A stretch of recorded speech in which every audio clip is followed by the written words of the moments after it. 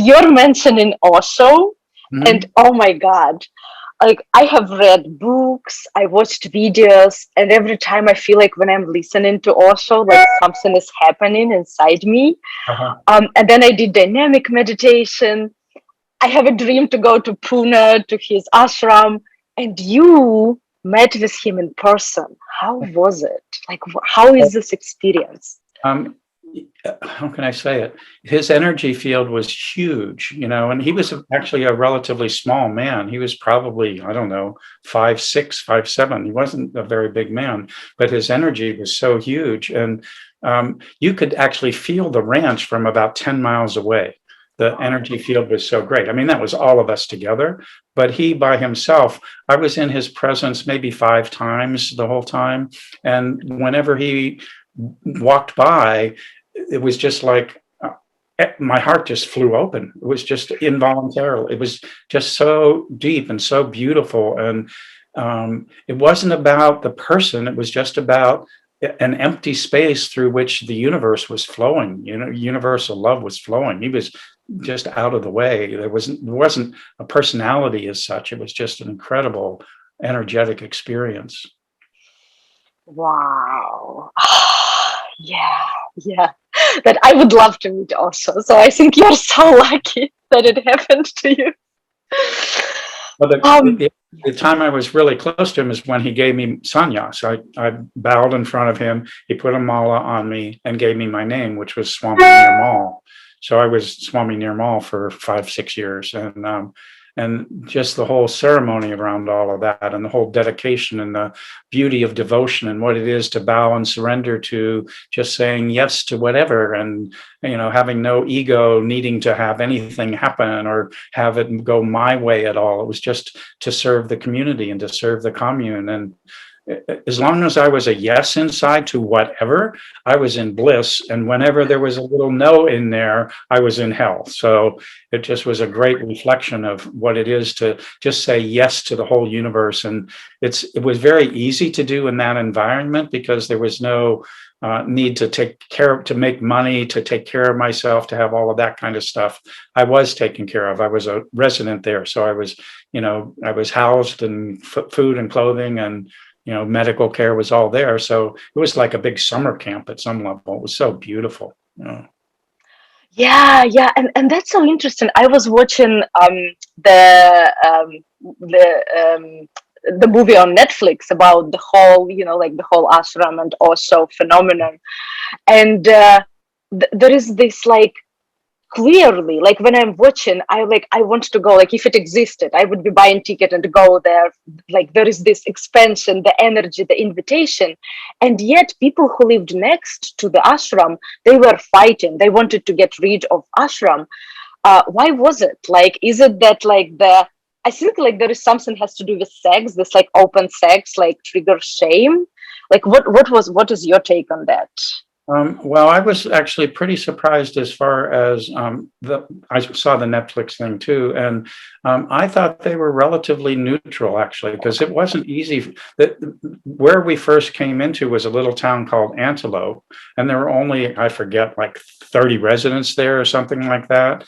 And in order to get the laws on the ranch, which was a huge piece of property, as big as San Francisco, it was a huge piece of property. And in order to get the laws in accordance to what we needed to do, we had to buy up the extra houses in Antelope, get a majority on the city council, get a mayor that was ours instead of the people who were there. So here, my heart goes out to those people because they were just leading a peaceful, retired life at some level. And then all these young people come in and take over the place. And, it was very disempowering for them and very difficult for them. And many of them had to move, and they just didn't have the same peaceful little town they did before. And everything we were doing was legal and wasn't anything wrong with it. But my heart just went out to those people in terms of what it meant to them for us to have to do that in order to get all the zoning laws correct so we could build a huge commune there. Why those people didn't feel like joining you? Like if I lived there, like I would be eager to join the ashram, you know? Well, I think they were pretty conservative people, and so Okay. I think we were very much outside their comfort zone. Okay, okay. That makes sense. Yeah. Yeah, and going a little bit more into sexuality, like how we like the dance, right? Like something that we are discussing, like between sexuality and spirituality. So I'm wondering if you think of your like best sex experience, Mhm. like can you describe something that has been like, like really awesome, like, one of your best sexual Sure. experiences? Sure, and it's hard to even define it as sex or spirit or whatever. So this was in Pune way back before the ranch. Actually, I'd been in Old Pune, which was before everyone moved to Oregon, and that's in India, Pune. And there was a woman there that she had led a group that I was in. She was a group leader, kind of. They had different kinds of groups that you could join that were spiritual meditation groups or yoga groups or whatever. And so she and I connected while she was leading this group and had this beautiful rapport, whatever, connection with each other. And one day we were walking by one another in just free time in the ashram. And as we walked by one another, all this energy started happening. So we went to, I don't even remember whether it was her room or my room, but we went to one of our rooms, and I was expecting to have quote unquote sex. And so was too, I guess. And so as we got together and we took our clothes off, we laid down in bed next to one another, and I just reached out and I touched her cheek like this. And as I touched her cheek, the whole universe opened up to us. It was cosmic. It was, I don't even, it can't be explained in words because it took place where there are no words. And so what we don't know how long it transpired for. It could have been 10 minutes. It could have been 2 hours. I don't even know at this point. But there was something that happened there, which was kind of the ultimate joining of two beings at some level, I guess. The ultimate melting and mixing and merging and creation of an us of some sort that I had never experienced before, and I've never experienced since then. And as that encounter, we came back onto the planet.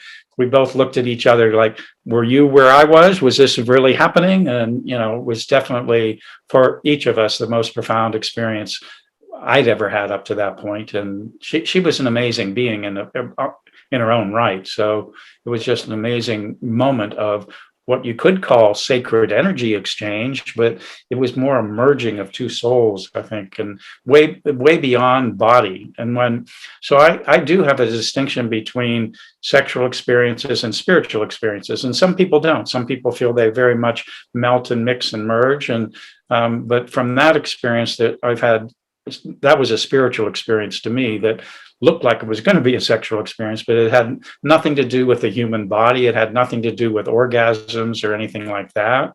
So for me, it felt like that is the ultimate spiritual experience with another person. I've had similar experiences just on my own meditating, but that's the only one I've ever had in harmony with another human being.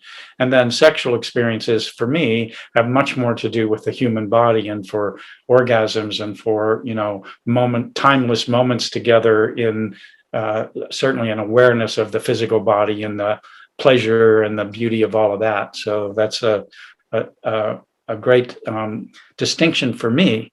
And I have plenty of room for people to have them be the same as well, be complementary in a certain way rather than different.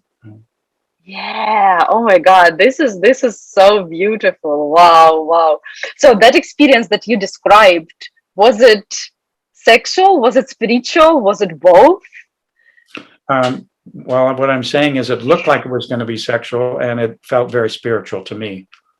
Yeah. Got it. Got it. Yeah. And talking about sexual experiences, like when we talk like genitals, right? Mm. Um, what is a hot sex for you? How do you understand this like passionate hot sex? Well, it depends on whom I'm with because it's always a melting and a merging, of what that is. And, sometimes it's simply looking in one another's eyes. And sometimes it's much more physically focused. Sometimes it's more sexual fantasy focused and playing out sexual fantasies with one another. Sometimes it's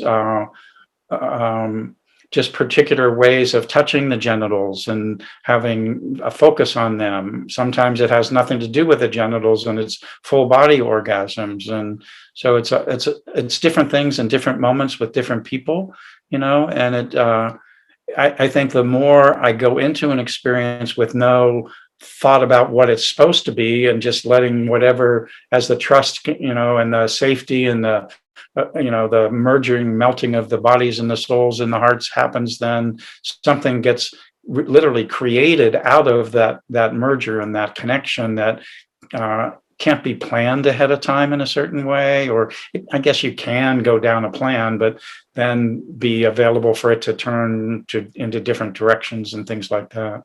But a Yeah. lot of it has to do with safety and trust, I think, to just allow ourselves to just totally melt and merge with another human being.